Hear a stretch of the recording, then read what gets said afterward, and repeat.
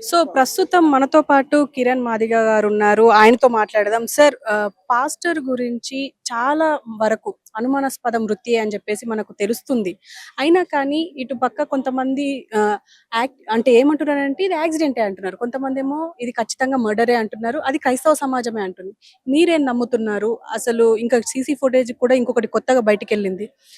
ముందే అది హెడ్‌లైట్ పనిచేయట్లేదు అని జెప్పేసి వస్తుంది అందులో. దీని గురించి మీరేం చెప్తారు? ఇప్పుడు మాకన్నా ముందుగా ఆ అనుమానం మీకే తెలవాలి.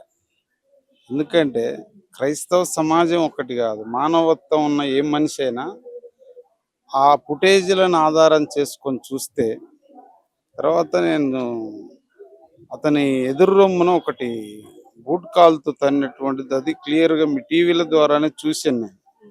తర్వాత యాక్సిడెంట్ అంటే ఏదన్నా వెహికల్ డాష్ ఇస్తే ఎగిరి పడతాడు సహజంగా. మనిషి ఎగిరి పడ్డప్పుడు బండి ఒక సైడ్ పడతాడు, మనిషి ఒక సైడ్ పడతాడు. కానీ బండి తన మీదనే పడిపోయి అట్లనే పండేసినట్టు ఉండడం ఒకటి. తర్వాత అక్కడ కొన్ని కర్రలకి రక్తపు మరకలు అవి పగిలిపోయి ఉన్నాయి. ఆ కర్రలు కొడితే ఎట్లా పగిలిపోయి ఉంటాయో అట్లున్నాయి. తర్వాత ఆ బైక్ వస్తున్న విధానం ఏదైతే టోల్ గేట్ తర్వాత వచ్చేది ఉందో ఆ హెడ్ లైట్ లేదు, అది పగిలిపోయినది. అంటే ముందే అక్కడ తన మీద దాడి జరిగితే దాన్ని తప్పించుకునే క్రమంలో తాను హైబత్తులో వచ్చిండట. నాకు తెలిస్తే ఇంతకు ముందే నేను సోషల్ మీడియాలో చూసిన ఆయన బైక్ మీద కూర్చుంటే ఆ పర్సనాలిటీకి ఈ పర్సనాలిటీకి చాలా తేడా కనపడుతుంది. నాకు తెలిసి అది ఇలాంటి చాలా అనుమానాలు ఇవన్నీ నివృత్తి చేయాల్సింది క్రైస్తవులు అంటేనో ఎవరో మాలాంటి వాళ్ళు చెప్తే కాదు. ఇదంతా నివృత్తి చేయాల్సిన ఈ రోజున్న టెక్నాలజీని బట్టి ఖచ్చితంగా ప్రభుత్వం, పోలీస్ వ్యవస్థ దీన్ని నివృత్తి చేయాలి. ఎందుకంటే ఇన్ని అనుమానాలు జరిగినాక అందులో ఏదో ఒక అనామకుడి మీద యాక్సిడెంట్ అంటే పెద్దగా ఎవరు పట్టించుకోరు. తాను తెలుగు రాష్ట్రాలనే కాదు, క్రైస్తవ సమాజంతో పాటు తన యొక్క యూట్యూబ్‌లల్లో గాని, తన టీవీలల్లో, తన డిబేట్‌లల్లో ఎక్కడనైనా తాను ఎంతో స్పష్టంగా చెప్తుండు. మతాలనేవి మనుషులను దూరం చేస్తాయి.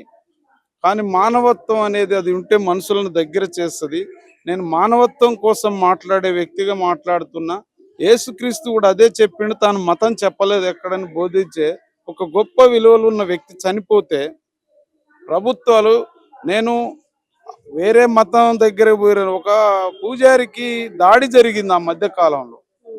ముఖ్యమంత్రుల నుంచి మొదలుకుంటే అన్ని ప్రభుత్వాలు పార్టీలు స్పందించి కుల పెద్దలతో సహా అక్కడికి చేరుకురు. కానీ ప్రపంచమే ఈరోజు ప్రవీణ్ పాస్టర్ ఎవరని చూసే పరిస్థితి ఈరోజు మీ మీడియా ద్వారా మీరు చేసిన కృషి నిజంగా నేను రెడ్ టీవీని అక్కడ బాగా చూశాను. మీరు బాగా ఇలాంటివే చూయించాల్సింది, ప్రజలకి నివృత్తి చేయాల్సిన అవసరం ఉంది. అనవసరమైన డిబేట్లు, అనవసరమైన చర్చలు పెట్టడం కంటే సమాజంలో ఉన్న అనుమానాలను నివృత్తి చేయడంలో మీరు చేస్తున్న కృషి నిజంగా చాలా అభినందించాల్సిందే. కానీ వారిది మర్డరా యాక్సిడెంట్ అనేది మేము మాట్లాడడం కంటే సమాజానికి తెలుస్తుంది. ఈ అనుమానాల నివృత్తి కావాలంటే ఖచ్చితమైన రిపోర్టు నిపక్షపాతంగా డాక్టర్లు కానీ, పోలీసు వ్యవస్థ కానీ పెద్ద పని కాదు వాళ్ళకి. తాను బయలుదేరిన కానించి మొదలుకుంటే చివరి ఆయన చనిపోయేంత వరకు కూడా వాళ్ళకి ఆధారాలు దొరుకుతాయి. ఖచ్చితంగా మాకు ఇంకా పోలీసు వ్యవస్థ మీద నమ్మకం ఉన్నది. ప్రభుత్వాలు కూడా దీని మీద సీరియస్గా తీసుకుంటాయి. ఒకళ్ళు ఇద్దరు ప్రభుత్వ పెద్దలలో ఇందాక మాట్లాడుతున్నారు పవన్ కళ్యాణ్ గురించి. పవన్ కళ్యాణ్ మాటలను నాకు తెలిసి ఒకప్పుడు పట్టించుకున్నాం కానీ ఇప్పుడు సమాజం కూడా పట్టించుకునే పరిస్థితి లేదు. తాను పూటకో రకమైనటువంటి తాను నిజంగా విచక్షణ కోల్పోయి తన సహనాన్ని కోల్పోయి మాట్లాడే వ్యక్తి ఈరోజు చంద్రబాబుకు తలనొప్పిగా మారిండు అక్కడ పవన్ కళ్యాణ్. ఆయన గురించి తక్కువగానే మాట్లాడాలి. మతాల విషయానికి వస్తే నేను ఒకటే చెప్తున్నా, జై శ్రీరామ్ మనమని మాట్లాడుతున్నారు. శ్రీరాముడు ఈ దేశంలో ఒక గొప్ప పౌరుడు. ఈ దేశానికి దక్కిన ఒక గొప్ప రాముణ్ణి తన విలువలను కాపాడాల్సిన తన అనుచరులుగా తనను ఫాలో అవుతున్న ఎవరైనా సరే, రాముడు అంటే విలువలతో ఉన్న వ్యక్తి, ఒక ఆదర్శమైనటువంటి అన్న, ఒక ఆదర్శవంతమైన కొడుకు, ఒక ఆదర్శవంతమైన పరిపాలకుడు, ఒక ఆదర్శవంతమైన భర్తగా ఉన్న రాముడిని ఈరోజు కేవలం వీళ్ళ ఉన్మాదంతో తన విలువలని చెరిచే పరిస్థితిలో కొంతమంది ఉన్నారు. క్రైస్తవులలో ఉన్నోళ్ళు కూడా నీ దేవుడు అలా, నీ దేవుడు ఇలా అనే పనికి మాలిన డిబేట్లలో వేరే మతాలను కించపరిచే విధంగా మాట్లాడుతున్నారు. దయచేసి అలాంటి డిబేట్లను ఎవరు ప్రోత్సహించొద్దు. అలాంటి డిబేట్లు పెట్టేటోళ్ళని ఈ సమాజమే బహిష్కరించాలని నేను మీ రెడ్ టీవీ ద్వారా నేను విజ్ఞప్తి సార్ చేస్తా ఉన్నాను. ఇందులో ఒక ముఖ్యమైన ప్రశ్న ఏంటి అంటే ఇప్పుడు మీరు మనం రాముడి గురించి ఇందాకనే మాట్లాడాం కాబట్టి రాముణ్ణి కించపరిచేలాగా మాస్టర్ ప్రవీణ్ మాట్లాడారు అని చెప్పేసి ఒక వీడియో చాలా వైరల్ అవుతుంది. అయితే దీన్ని ఆధారంగానే ఒక అబ్బాయి అనుకుంటా అలా మరి మా దేవుళ్ళని దూషిస్తే మేము అలాగే చంపేస్తామని చెప్పేసి కూడా ఒక వీడియో వైరల్ అయింది. ఇందాక మనతో కూడా చూసినా నేను. చర్చించారు. ఆ సో పిల్లగాడికి దాని గురించి మీరేమంటారు? నేను ఆ పిల్లగాడు మాట్లాడిన చూసిన ఆకతాయితనంతో మాట్లాడుతుండు. తెలిసి తెలియని అవగాహన తన తల్లిదండ్రులు తెలుస్తుంది. రేపటి నుంచి ఆ బాధ వానికి తెలియదు. వాడు ఏదో మాట్లాడి సమాజంలో ఇదే పనికిరాని డిబేట్లు పెట్టుకొని దేవుళ్ళని వాళ్ళ మతాలని కించపరిచే విధంగా కొంతమంది అమాయక పిల్లలలోకి సొచ్చుకుపోయి మాట్లాడే విధానం ఏది. ఆ పిల్లగాని మాటలు నేను పెద్ద పట్టించుకోను, కానీ వాస్తవికంగా రాముడి గురించి ప్రవీణ్ గారు మాట్లాడింది తన వ్యక్తిగతంగా మాట్లాడింది అయితే అది నేను తీవ్రంగా ఖండిస్తా. కానీ తాను ఉన్నటువంటి గ్రంథాలను ఆధారం చేసుకొని ఆ గ్రంథాలలో చూయించినటువంటి రాముడి చరిత్ర గురించి ఏదైతుందో దానిని తను అందులో ఉన్నట్టు చెప్పితే దాన్ని నేను తప్పు పట్టను. ఎందుకంటే గ్రంథాలలో రాసిన పెద్దలు మీరే గనక అందులో ఉన్న వాస్తవాలు చదివి బయటికి చెప్పితే బాధ ఎందుకు ఇంకా. కానీ గ్రంథాల్లో ఎక్కడ సుగ్రీవుడితో వెళ్ళిపో సీత, లక్ష్మణుడితో వెళ్ళిపో సీత, భరతుడితో వెళ్ళిపో సీత అని ఎక్కడ మనకి ఏ గ్రంథంలో లేదు. మరి ఇదే గ్రంథంలో ఉందో మాకు తెలియదు. మీరు ఒక మాట. ఓ సీతమ్మ అంటే ఈరోజు ప్రతి హృదయంలో ఆ యొక్క హిందువులలో ఉన్న రాముణ్ణి ఆరాధించే ప్రతి ఒక్కళ్ళు ఆయనకెంత ప్రాధాన్యత ఇస్తారో సీతమ్మకు కూడా అంతే ఇస్తారు. కొన్ని సందర్భాలు అదే నేను అనేది పనికి రాని డిబేట్లు వచ్చినప్పుడు ఏం జరుగుతుంది. ఇప్పుడు మీరు నన్ను ఒకటే నా నుంచి ఏం రాబడదాం అనే విధంగా మీరు అడుగుతూనే ఉంటారు.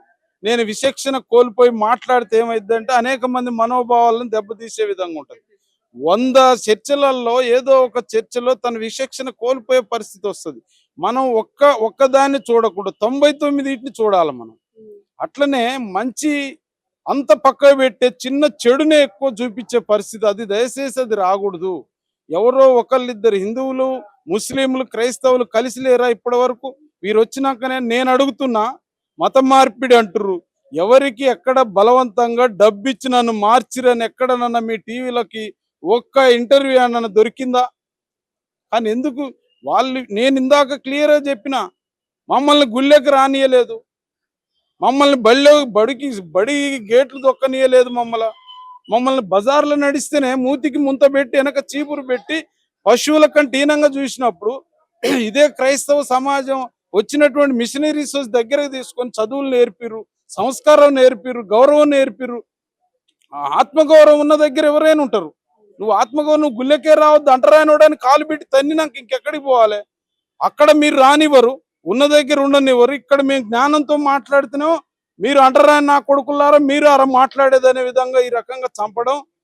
ఇప్పటి వరకు చనిపోయిన ఎవరైనా పాస్టర్స్ కానీ క్రైస్తవులు వీళ్ళంతా ఎవరమ్మా? దళితులు.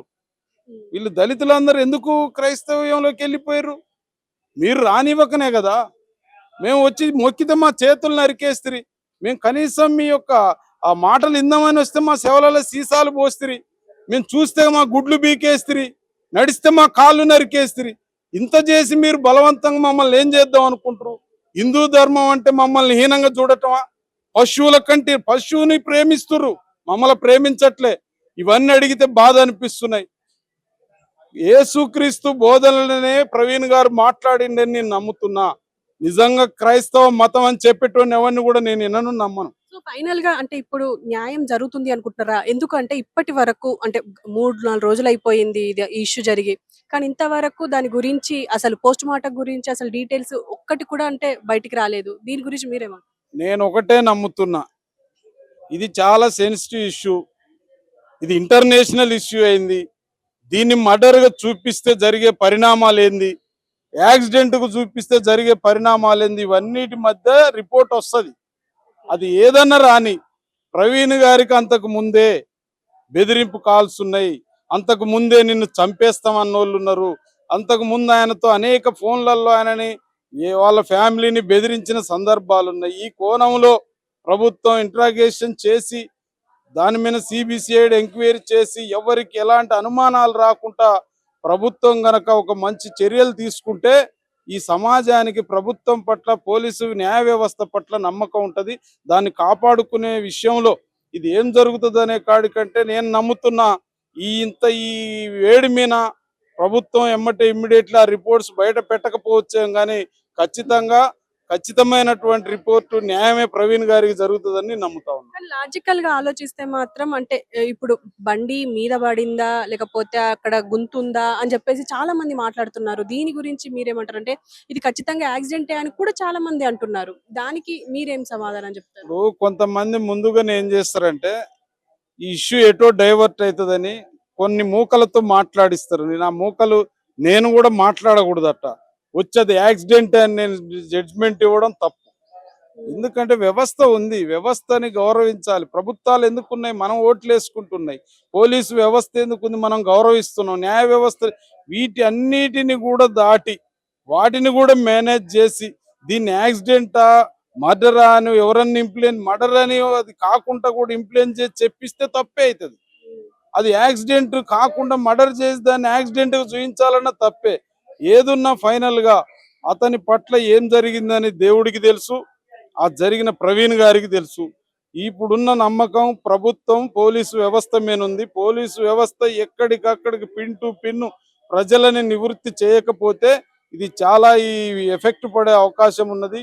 ప్రభుత్వాలు, పార్టీలు కూడా దీంట్లో ఈ చివరి వరకు కూడా ఆ కుటుంబానికి అండగా నిలబడాల్సినటువంటి అవసరం ఉన్నది.